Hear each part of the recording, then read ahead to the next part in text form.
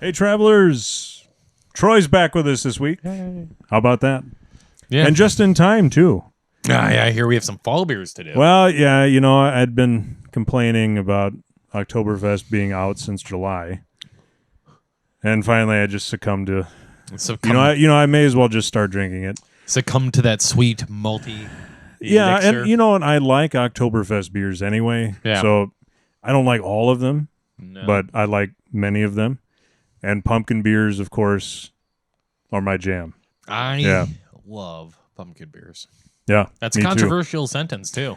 There's It a lot of is. people that don't like pumpkin beer. There's people that hate pumpkin beers. I agreed. There's a whole, and you probably, because you don't go out on the interwebs very much. Oh, God, that place scares me. Yeah, it's scary. There's a whole, group of people that are just actively against pumpkin beers. Wow. Yeah. It seems like a waste of time. It's that, and there's so much hate in this world. Why are you taking it out on something that's so great? Yeah. If you're going to hate something, let's go after potholes. Yeah. Yeah. I think everybody could get I think behind everyone that. can get behind anti-potholes. Yeah. We pumpkin beers. You know what? Take your damn aggression and go against potholes and leave my pumpkin beer alone. If you don't like pumpkin beer, you don't have to drink it. Yeah. There is probably about 1 million other beers, including at least 6 hazy IPAs on that tap list. Leave that pumpkin beer alone. Yeah. People are crazy. And especially take Lakefront's barrel aged pumpkin. How can you hate that beer? Southern Tier Warlock. Right. How do you hate? We could put another IPA on that tap. Well, Yeah, chances are there probably is. There's an IPA right behind that pumpkin beer ready to go on. There's usually the pumpkin beer somewhere open up in the these. middle that's all I'm going to put down sandwiched, the mic for a second. sandwiched by hazy IPAs. So this one I had never seen Oso's, and I'm assuming Oso had made Oktoberfest in the past. I had never seen it. And the other thing that I noticed more this year is that this is Oktoberfest. It's Oso, get it? The other thing I noticed this year, there's more Oktoberfest in a can.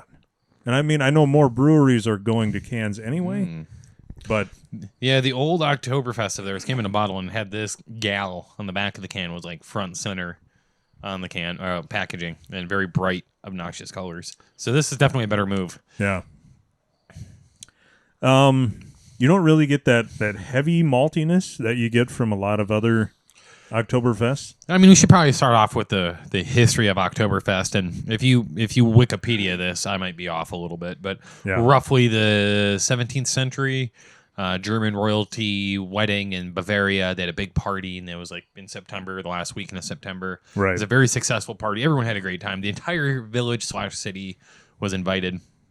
And they had so much fun, they did it again the next year, and the next year, and the next year, and here we are. How about that? Drinking a beer that's specially made for this wedding, hundreds of years later, celebrating Oktoberfest. So it's not the oldest party in the world by any means, but it's definitely been a consistent one. So, The other thing that you'll notice, too, is if you're out looking for Oktoberfest beers, sometimes they just call it a fest beer. Yeah. Same idea.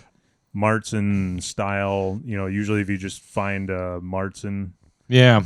A good thing, too, with Oktoberfest, look for this blue and white checkered pattern. That's the colors of Bavaria. Good old Bavaria. Yeah. What Munich, or München, the way they pronounce it, that's was the capital at the time. So, it's a sweet malty lager that they make usually in the spring. Martzen is a similar style. It's that Vienna malt lager. Nothing overly complicated, but goddamn, is it delicious. It's delicious. Yeah. It's probably one of the most universally beloved beer styles.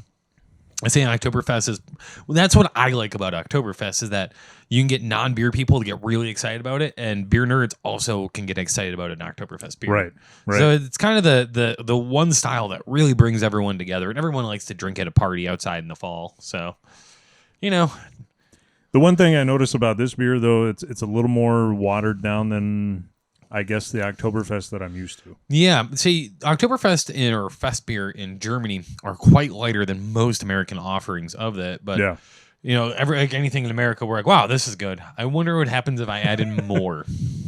More what? Just more flavor, hops, malt, whatever. Are you saying America goes to the extremes? Yeah, we I can't hardly believe that. we take everything up a notch. That's America, though.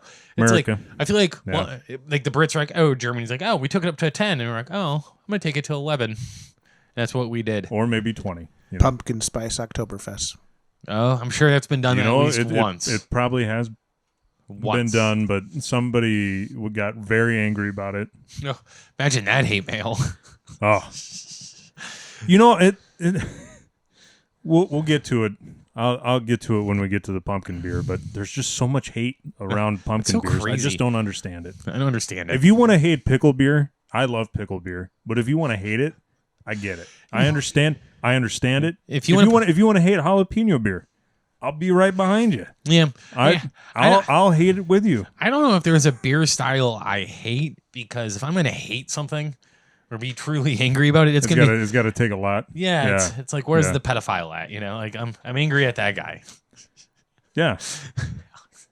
And there's no room for that here. It's like, this is just beer. You don't have to drink it. That's true. I keep telling people that, and they just don't seem to. They take it very personally. Yeah, it's like, how dare you make the beer I don't like? So anyway, the other thing that I've noticed about Oktoberfest, and you'll probably notice too when you go look for it in your local liquor store or whatever, some people still spell Oktoberfest the German way. So okay, Oktoberfest. Others got lazy and just were like, no, we're going to Americanize this, and they just spell it like the month, the English spelling of the month. Yeah. And then there's, Oso that makes Oktoberfest. I mean, October. So we really didn't give you a ton of notes on that last beer because there's not a ton of notes with an Oktoberfest. They're pretty light, easy drink. That one. Yeah. I mean, you're meant to drink gallons of it. You're meant to drink it all day long. If you see anybody at an Oktoberfest festival in Germany, that's, it's not this size. No. They're not drinking out of Treasure Island shot glasses. It looks more than even a liter. It looks like 2 liters that they've got, Yeah, so I mean, it's a relatively simple beer, but it's all about quantity with your Oktoberfest. Right, so, right. And then now we're about to drink the Schell's Oktoberfest. Schell's is an interesting brewery, and I'm actually excited for this beer.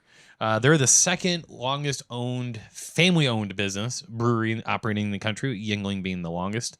And then the second just straight up brewery is Mint House. So, Yep. So they're an old brewery. I would say they're probably one of the kind of a hidden gem in Minnesota. They do a lot of great lagers. In little New Ulm. Ulm. If you ever go to New Ulm and you're looking for Shells and you happen to be in a park, you're actually in the right spot. It's in a park. It's in a park. It's the thing with these guys too is that they're one of those breweries that they stuck to their guns. They're making a lot of lagers. Yeah. They're still doing the German styles. They even opened a second brewery just to do German style sour beers. Right. Which I think is cool. So, hats off to those guys for keeping it real. Starkeller, I believe, is the sour place. Yes, that's what they call it. Yeah. Glad you're here with information. Thank you. Yeah.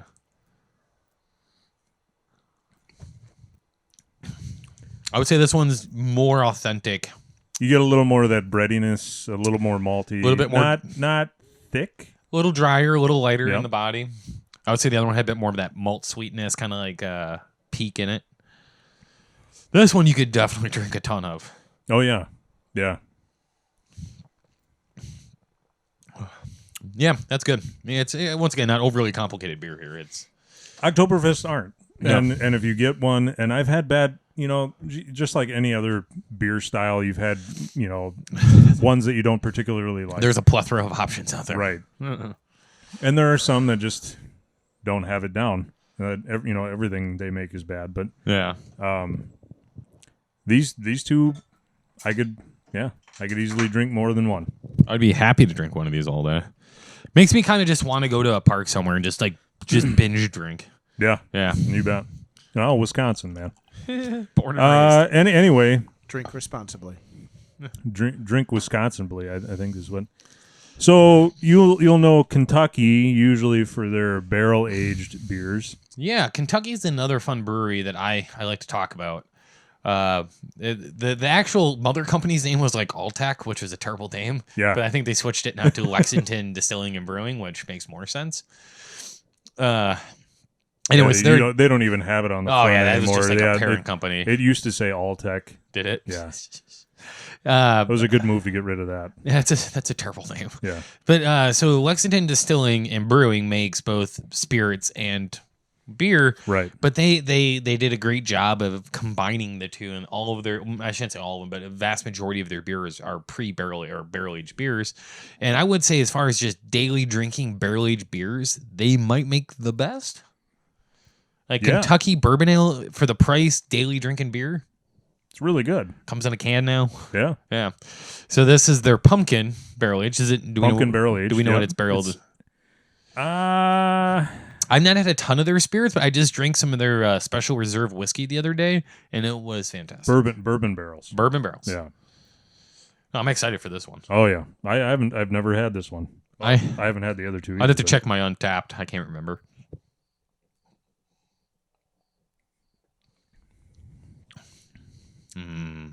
See, now, for those that don't even like pumpkin that much, this is very light on the pumpkin. I would say this for a 10% beer, even very light on the booziness. That's one thing that they do really well they hide the alcohol really well. All of their barrel-aged beers, you just get like the good flavors of the barrel-aged beer without that burn, but sometimes that burn is what you need to slow down a little bit. Right. That's like, oh, hi, that hurt a little bit. I'm not going to chug this glass. Then you get something like this. I need to slow down on this. This is really a sipping beer. Not this one. This one you could plow through a glass and you'd go, oh boy. I guess I'll have another. Maybe. Yeah, I'll have another. And then halfway through that glass, you go, oh, maybe I shouldn't have done that. Then you start making weird sounds like I just did. Yeah. Been there. Oh, that's good. It's very light in the pumpkin. This reminds me of their regular beer, the Kentucky Bourbon Ale. Yep. Yeah, it's kind of blonde ale aged in bourbon. Just reminds me of that with just a touch of pumpkin to it. Right. Yeah. If you go looking for this, though, don't be too surprised when you see the price tag on it. I think this one was like $10.99 a 4-pack. Yeah, but that's 10% beers. Right. I mean, it's all perspective, I guess. Well, and that's it. Some people are more of how much am I getting quantity-wise rather than quality and alcohol content. Yeah, but if you're looking at just barrel-aged beer in general and the cost, $10 for a 4-packs. Yeah. I mean, I've spent way more than that. And speaking of barrel-aged beer, I was in one of our local grocers today. KBS. Oh yeah. Didn't sell out like it normally does. No, yeah, no. I don't think they're going to make it next year. I think I Wow. heard that in the grapevine. We'll see. Wow. I don't know though. Alex. That's a good price from a certain point of view. Dynamite dropping, Monty. That broadcast school is really paying off. A certain point of view. I'm sorry, I didn't get that one. Yeah, I didn't get that one. Sorry. That was a pretty well-hidden Star Wars reference. Yeah. I get most Star Wars references. Yeah, I'd say not many of those get past me. I don't know anything about Greg Zappa, but he doesn't know anything about Greg Zappa. But Star Wars I can do. Troy, did Greg Zappa do the music for Star Wars? I wish. That was actually Greg Zappa in the canteen. That was he was dressed like the aliens. Little known fact about Star Wars. Yeah. Frank Zappa, his brother. Yeah, Greg. Dressed like an alien. And his other brother, Craig. Yeah. Yeah, we've gone too far with this reference. No. We could keep this going for years if you want. Yeah. So, yeah, pumpkin beers. I like them. If I owned a brewery, yeah, I would probably have a pumpkin on year-round. And I would support that. No one would buy it in June except for me. But Here's one little thing that I found out. So of all the breweries that we went to, and we just happened to be in some of the places in the fall when they were making pumpkin beer, the one thing that I did find out is that when you buy canned pumpkin, it's not always pumpkin. As a matter of fact, a lot of the time it's not pumpkin. What is it? It's squash or sweet potatoes or... They're getting chintzy on the pumpkin, huh? Well, if they can make it look like pumpkin, if you open that can... Yeah. And it looks like pumpkin. Wow. I feel like... And then a lot of the time they do add pumpkin spice. Well, I think we should probably talk... So that's when you need to look at the can. So a lot of these breweries may or may not look at that. Yeah. And so you may be getting Yeah, a gourd, or a squash beer, or yam. Yam. Yeah, a lot of the time yams. I think the keep in mind with pumpkin beer is for you that don't know, a pumpkin beer can be made in like when you kind of get into these like adjunct crazy styles. Right. There is no one way to make them. Like I've seen people not put any pumpkins in their pumpkin beer and just put all spice in. Yep. Some people will roast actual pumpkins and put them in. Some people buy the puree. Some people buy extract. There's no defined way to do this. So, which is most of craft beer anyway. A good chunk of, I mean, all these Oktoberfests are very like traditional, and then the pumpkin's like, Well, it's no different than with like coffee beer.